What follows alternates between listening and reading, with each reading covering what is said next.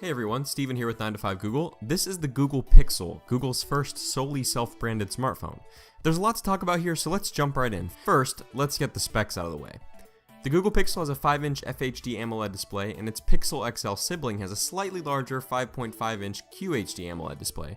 Both are covered in Gorilla Glass 4.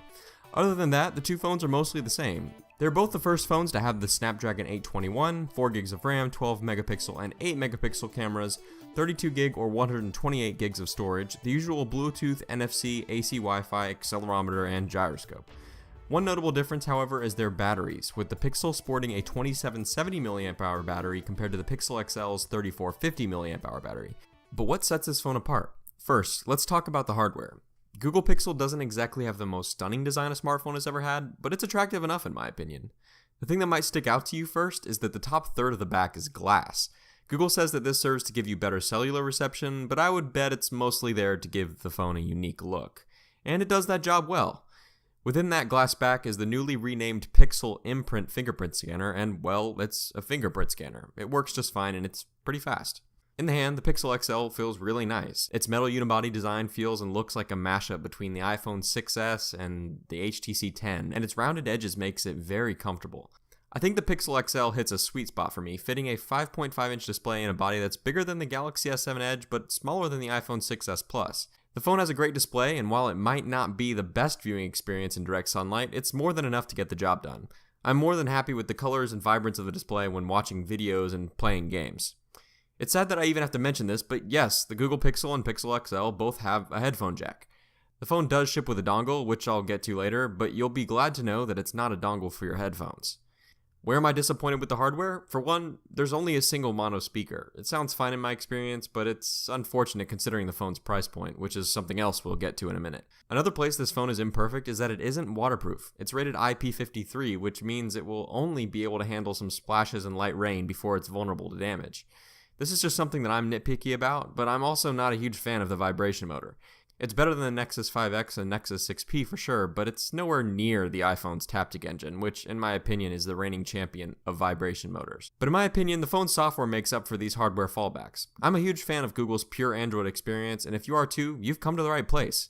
This year, Google has gone even further with its modifications of stock Android, adding the Google Assistant, the Pixel Launcher, circular icons, and more.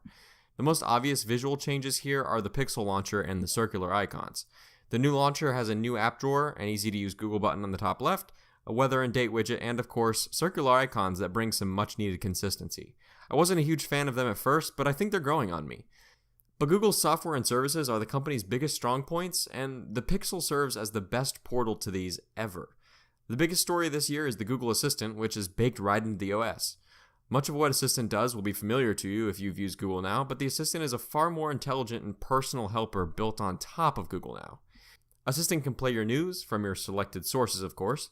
You can get a summary of your upcoming day, it can learn things about you, it can play games with you, and more. Going back to the Pixel Imprint fingerprint scanner I mentioned earlier, the Pixel also ships with a new section in the Settings app. One of the options in this section is Swipe for Notifications, which lets you swipe down on the fingerprint sensor on the back of your phone to show your notifications. You might be familiar with this from the Honor 8, which launched earlier this year, but I think it's a pretty nifty feature.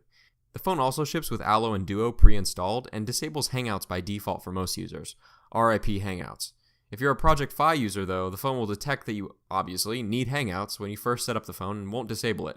Adding to the awesome software features of the Pixel, Google is throwing in unlimited full-resolution storage of videos and photos in Google Photos. And if you ever run into any problems with your Pixel, Google has added a new feature in the Settings app for contacting support via a phone call or a chat. While that might not be a deciding feature for enthusiasts, I could see the average smartphone user being enticed by this. It's definitely nice to have support on call if you ever need it. With the Pixel, Google has built a complete top-to-bottom package that integrates the best of both its software and hardware, and this is clear when you use the phone. Performance is notably snappy and consistent. Very rarely, if ever, did I notice a frame rate drop when navigating around the OS. And it handles even the most graphically intense of games and apps just as a phone with the Snapdragon 821 should. But one area where the improvements are most obvious is the camera, which according to the DxOMark benchmark is the best camera on a smartphone ever. I'm not someone to have high expectations from smartphone cameras, but I have to say, I was impressed with both the quality of what the Pixel produced as well as the performance of the camera app. The Nexus devices were long plagued with low quality cameras and bad camera performance, and Google has basically fixed these problems completely with the Pixel. In fact, the camera might be my favorite part of the phone. It's super fast, there's no lag, and the viewfinder consistently pops up in 1 or 2 seconds flat from the lock screen. The phone has no OIS, but it does have EIS, and the electronic image stabilization it has is great. Check out this footage of me running with the phone. And here's a sample I took of me riding my bike, recorded in 4K. It's not exactly easy to ride with one hand, keep this phone as steady as possible, but I guess that's what we're testing. As you can see, the EIS does a great job stabilizing this video. As for photos, the phone's 12.3 megapixel f2.0 aperture camera is just good. I wouldn't say it's really in a league of its own, but it's definitely one of the best smartphone cameras of the year. Would I go throw away my Galaxy S7 Edge and trade it in for this one? Not really. Overall, this phone is a great package, and that's what I think is so special about this device. It's a Google-made package from top to bottom, and yeah, it has its compromises, but it's the start of something great. The idea of what Google might be able to accomplish going forward is exciting, and the Pixel is a glimpse at a future where Google's own hardware competes with the Samsungs and Apples of the world, and maybe even wins. And to get you to switch, Google has added an OTG dongle in the box, which lets you plug your old phone into the Pixel and lets you basically just transfer everything over. Sadly though, the great package you get with the Pixel comes at a cost. The standard Pixel starts at $650 and the Pixel XL starts at $770 for the 32 gig models. You can get financing through either Verizon or the Google Store, but these phones are unlocked and will work with most major carriers. At these prices, the phones aren't a no-brainer, but I also don't think it's an outrageous asking price by any means, especially if you manage to get one of those really nice limited edition blue models, and you get affordable cellular service through Project Fi.